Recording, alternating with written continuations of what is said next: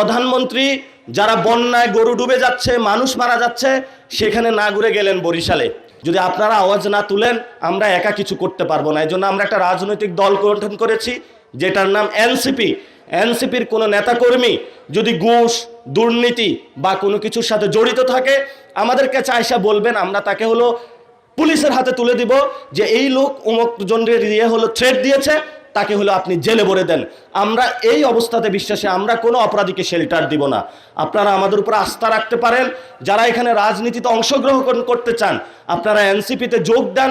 ইনশাল্লাহ ঐক্যবদ্ধভাবে ভবিষ্যতে যখন এই আসনটা যদি আমরা নিতে পারি, এই উপজেলা চেয়ারম্যানে যদি আমরা জয়ী হতে পারি, আমরা আপনাদের পাশে থাকব, সন্তান হিসাবে কাজ করব, এই প্রতিশ্রুতি নিয়ে আজকে আমরা আপনাদের কাছে এসেছি। লাস্ট 3টা কথা বলে শেষ করব।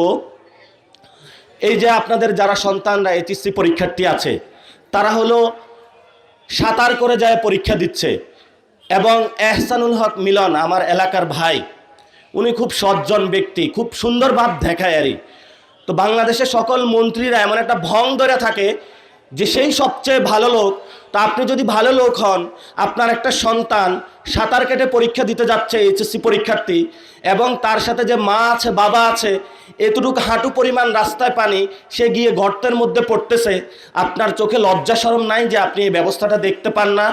সরকার যদি এইচএসসি পরীক্ষা একদিন স্থগিত করত বা পরে দিত, বা যিনি শিক্ষামন্ত্রী রয়েছেন, শিক্ষা প্রতিমন্ত্রী রয়েছেন, উনি এসি রুমে বসে না থাকে গিয়ে বলতো যে আমি তোমাদের জন্য নৌকার ব্যবস্থা করে দিচ্ছি, বা এই পরিস্থিতি করে দিচ্ছি, বা যেখানে পানি সেখানে সেন্টার না করে অন্য জায়গায় সেন্টার দিয়ে দিচ্ছি, তাহলে আমাদের বাংলাদেশে যারা শিক্ষার্থী সুন্দর একটা ব্যবস্থা পেত।